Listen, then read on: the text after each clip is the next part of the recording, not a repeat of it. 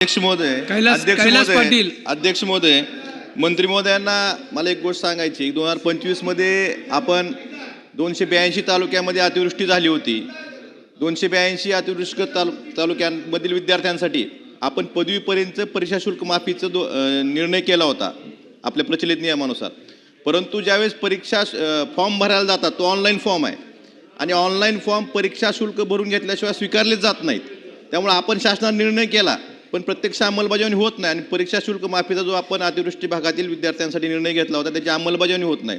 त्यामुळे आपण असे निर्देश देणार का थेट, किंवा परीक्षा शुल्क न घेता तुम्ही परीक्षा फॉर्म स्वीकारले जावेत? कारण ऑनलाईन सिस्टीममध्ये परीक्षा शुल्क घेतल्याशिवाय फॉर्म स्वीकारलेच जात नाहीत. हा एक नवीन मुद्दा लक्षात आला, मी त्याची नोंद घेतो.